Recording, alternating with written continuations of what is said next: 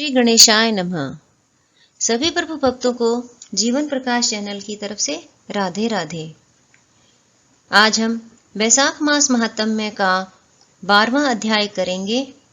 11वें अध्याय में हमने कार्तिकेय जन्म की कथा सुनी। अब उसके आगे की कथा हम सुनेंगे। चलिए शुरू करते हैं 12वां अध्याय।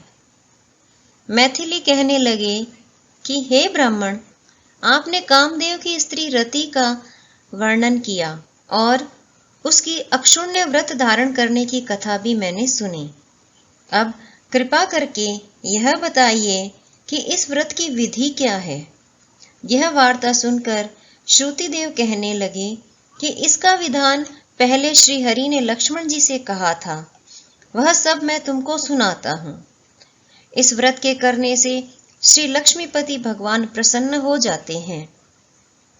श्रावण शुक्ला द्वितीया को इस व्रत को धारण करना चाहिए।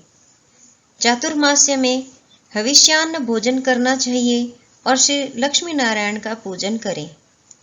चातुर्मास्य व्यतीत होने पर विधिवत इसका पालन करना चाहिए। किसी ब्राह्मण को जूते देवें, सोने या चांदी की मनोहर मूर्ति बनावें, पीतांबर से उनको शोभायमान करें, सफेद पुष्प और सुगंधित द्रवों से उनका पूजन करें। फिर ब्राह्मणों को सैया दान, वस्त्र दान करके भोजन करावें। ब्राह्मण और ब्राह्मणी दोनों को संग भोजन करा के दक्षिणा देवें। इस प्रकार 4 मास तक पूजन करें। मार्गशीर्ष आदि मासों में भी विधिवत उसी तरह का भगवान का पूजन करें।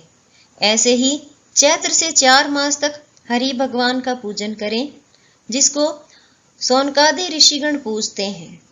उन भगवान की स्तुति करें और इस व्रत को आषाढ़ शुक्ला द्वितीया को समाप्त कर देवें। ओम नमो नारायण इस मंत्र से हवन करें।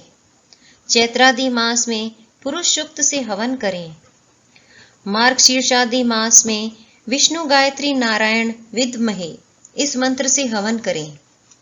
श्रुतिदेव कहते हैं कि हे राजन, यह व्रत मैंने तुमसे विस्तार पूर्वक कहा। इसको करने से जगन्नाथ भगवान प्रसन्न होते हैं और उनकी प्रसन्नता से अनेक सुख तथा संतान की वृद्धि होती है। इसी के साथ वैशाख मास महात्म्य का 12वां अध्याय पूर्ण हुआ। जय श्री कृष्ण।